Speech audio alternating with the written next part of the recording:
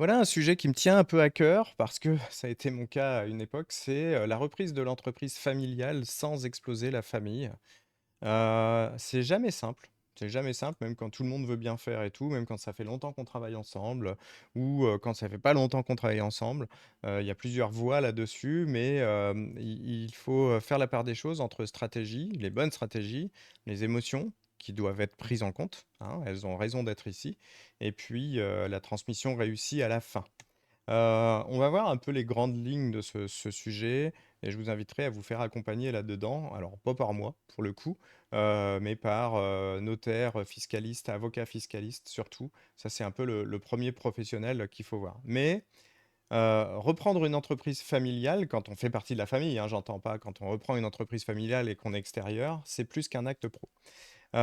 C'est un passage de témoin, c'est parfois un fardeau. On récupère à la fois, souvent, bah, un joli truc qui a fait vivre la famille pendant longtemps et puis, parfois, ben, on récupère aussi, des loups, des trucs qui sont pas à nous, des trucs qu'on n'aurait pas aimé, faire et qui sont là quand même. Donc, on va voir comment gérer un peu la transmission sereinement, comment on va essayer d'éviter les conflits familiaux, il y en a toujours un peu. Structurer juridiquement le rachat, c'est vachement important et puis, bah, à la fin quand même préserver les liens familiaux, au final, c'est vraiment ce qui compte le plus. Hem, il y a un défi de génération en général. Il y a une génération qui s'en va, qui est la génération fondatrice, même si elle a racheté l'entreprise, hein. Elle est quand même vue comme fondatrice parce qu'elle a ramené des fondations d'une entreprise, même si c'est un rachat et qu'elle n'a pas fondé en tant que telle, hein, on se comprend. Ici, bah, le parent, il apporte de l'expérience, il apporte de la prudence, une vision de transmission par le mérite et puis une vision familiale aussi s'il y a plusieurs enfants.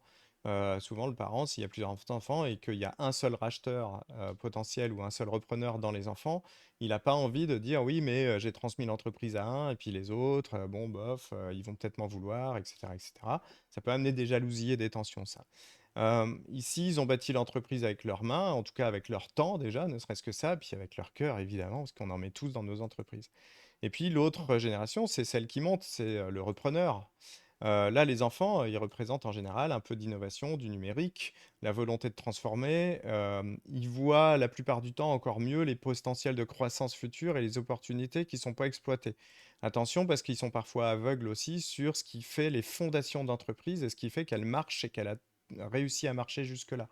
En voulant parfois trop vite révolutionner, on perd le fil des fondations. C'est pour ça que nous, on s'attelle toujours à retravailler les fondations des entreprises, leur différenciation, leur acquisition, leur vente, parce que c'est les trois piliers d'une entreprise qui fonctionne. Une fois que les fondations sont bien comprises, sont bien vues, alors on peut amener de l'innovation.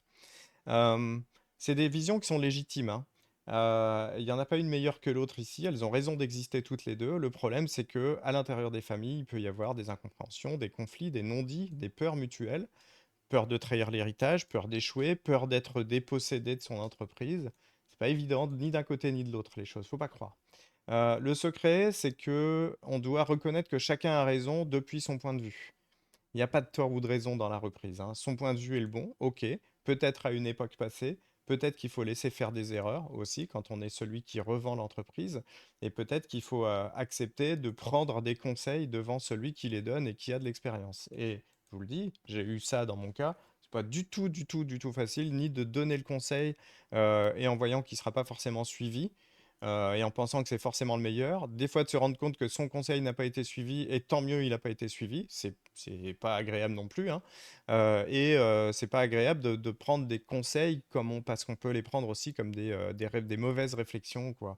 Donc, c'est jamais très agréable, ni d'un côté ni de l'autre, en fait. Euh, c'est assez typique, hein, c'est classique, les reprises comme ça familiales. Tant que la fratrie n'est pas impliquée dans le projet professionnel, ça va. Par contre, attention, il peut y avoir des problèmes, c'est quand il y a une fratrie.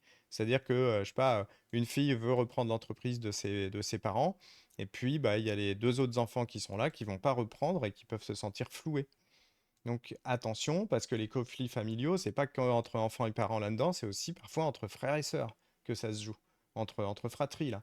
Donc l'idée, c'est que si on doit racheter l'entreprise en plus avec ses frangins frangines, ça commence à être un peu plus complexe parce que Si tout le monde travaille dans l'entreprise à un rôle précis, c'est OK, ça peut marcher, mais ça va demander d'avoir un pacte d'associés extrêmement bien fait, extrêmement fiable.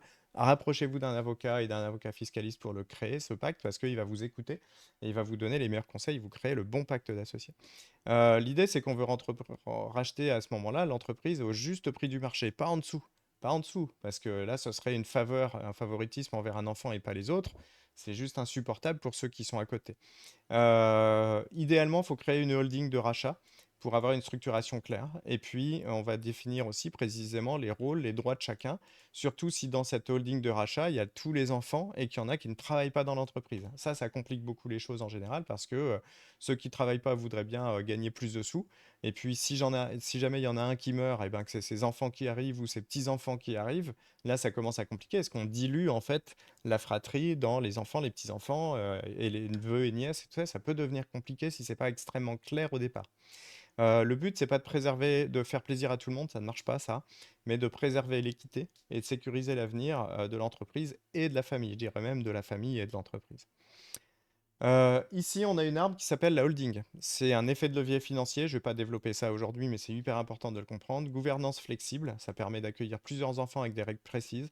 Gestion optimisée des bénéfices, parce qu'on va tout prévoir un tout petit peu d'avance dans les pactes d'associés. Et puis, c'est une protection patrimoniale très forte. On isole l'entreprise opérationnelle, celle qui génère de l'argent, des aléas personnels qui seront, eux, traités en amont, en fait. Donc, divorce, décès, difficultés financières, etc. Tout ça arrive dans une vie. Et un associé d'une entreprise, quand il est en difficulté financière, qui voit qu'une entreprise a fait, je sais pas, 200 000 euros de bénéfices, bah, il voudrait bien toucher sa part parce que lui, il a bien besoin de la thune. Sauf que bah, ça ne se passe pas forcément comme ça. Si le pacte d'associés est bien fait, il n'y aura pas de souci. En résumé, la structuration doit être super claire, prévisible, flexible et transmissible. Avocat fiscaliste pour ça. Deux modèles de transmission possibles ici. Modèle du repreneur unique, donc on crée une holding personnelle. Cette holding rachète l'entreprise à la valeur marchande, c'est important. Sinon, on peut se faire rattraper en plus par les impôts.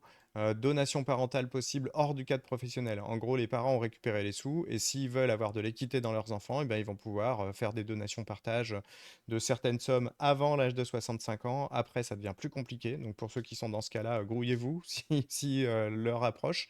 Et puis, ça permet au repreneur d'avoir une vraie autonomie dans son entreprise.